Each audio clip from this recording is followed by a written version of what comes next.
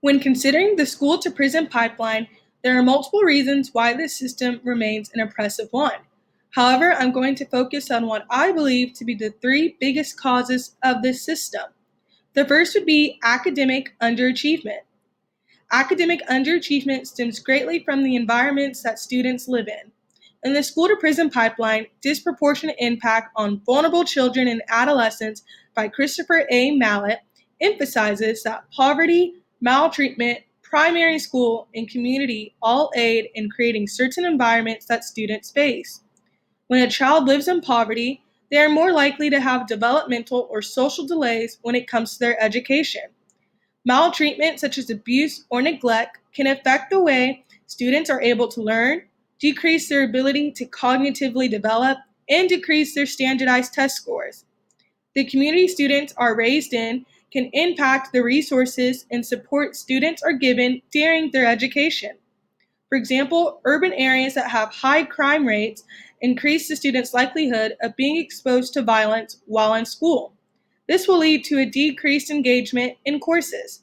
These type of communities are oftentimes less well organized and cohesive, meaning they struggle in finding ways to support their children and their education, leaving their schools without quality resources to better educate their students. Once students realize that they aren't understanding the material at the same rate as their peers, they become frustrated or embarrassed by their inability to learn, resulting in them acting out in class, neglecting attendance policies, and looking for alternatives to establish their self-worth. Administration and teachers look at their misbehavior and enforce harsh punishments instead of taking the time to help these students when these problematic behaviors arise, leading to the school to prison pipeline. The second reason why the school to prison pipeline remains in our education system is the over disciplining of students. The U.S. belief in tough on crime funneled into our education system in the 1990s as a way to reduce school crime. While this was designed to help students, it ultimately resulted in harming them.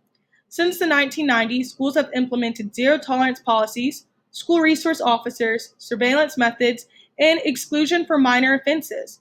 According to Dismantling the School to Prison Pipeline, Tools for Change by Jason P. Nance, zero tolerance policies often require predetermined consequences like suspension or expulsion despite the context of the situation or seriousness of it, meaning students can be easily punishable for minor offenses like talking back, disruptive behavior in class, dress code, fighting, or possession of drugs. Nance also states that the SOR officers lack advanced training in child psychology and pedagogy. In most school districts, they are not held accountable to school boards, but to their police station, meaning they follow the rules of the station. Having these officers in schools create hostile environments for students and prevent them from getting help from a trained professional when undergoing traumatic and stressful experiences. Exclusion for minor offenses puts students further behind and makes them feel embarrassed or ashamed, making it harder to engage them once they return to school. All of these methods that are used to over-discipline students negatively leading them to fall into the school to prison pipeline. Thirdly, lack of education that teachers receive serves as another reason why the school to prison pipeline is in our education system.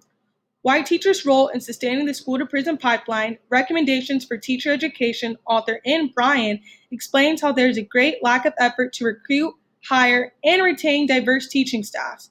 This negatively impacts students in that they don't see needed representation in their schools, and not having a diverse staff opens the door for bias and stereotyping of minority students.